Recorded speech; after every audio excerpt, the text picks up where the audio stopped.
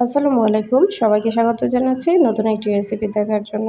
ছোট থেকে বড় সকলের প্রিয় একটি খাবার হচ্ছে ফুচকা। তাই সহজ করে আজকে ফুচকাটা বানিয়ে দেখাচ্ছি।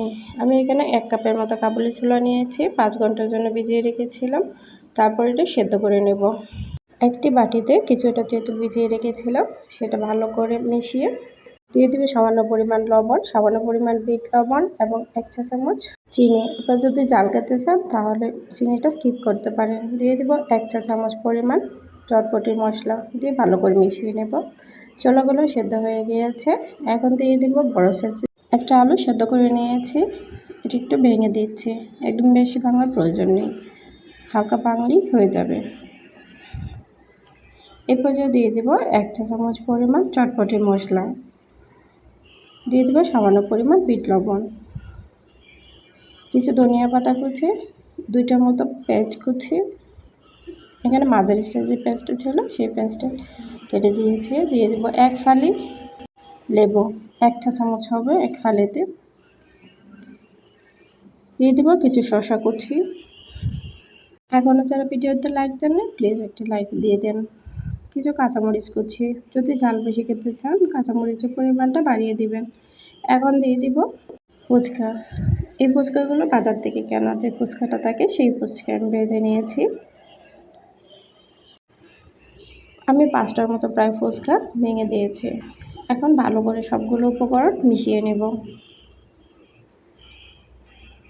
এখানে মশলার পরিমাণটা কম হয়েছে, তাই আমি আরও 1/2 চা চামচের মতো চটপটি মশলা দিয়ে দিয়েছি। এখন দিয়ে দিব আগে থেকে করে রাখা তেঁতুলের পানি। এখানে তেঁতুলের পানিটা দিলে খেতে কিন্তু অনেক বেশি সুস্বাদু হয়, চেষ্টা করবেন দেওয়ার।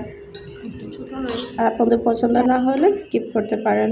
এখন ফুচকাগুলো ভেঙে নিচ্ছি। ফুচকাগুলোতে আমি আলু দিয়ে দিব।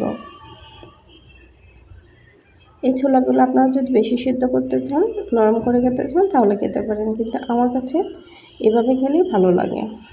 একদম বেশি নরম হলে খেতে ভালো লাগে না আমার কাছে। আপনাদের কাছে কেমন লাগে অবশ্যই কমেন্ট করে জানাবেন।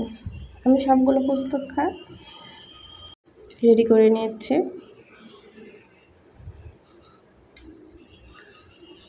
সবগুলো ফুচকা হয়ে গেলে আমি উপর থেকে দিয়ে দিব তেঁতুলের পানিটা। এই তেঁতুলের পানিটা আপনারা যদি ঘন খেতে চান তেঁতুলের পরিমাণটা বাড়িয়ে দিবেন এবং পানির পরিমাণটা কম দিয়ে দিবেন।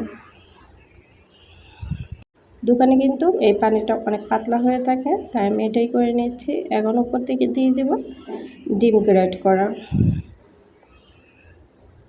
তো রেসিপিটা কেমন হয়েছে অবশ্যই কমেন্ট করে জানাবেন। নতুন একটি রেসিপি দেখার আমন্ত্রণ জানিয়ে আজকের মতো বিদায় নিচ্ছি।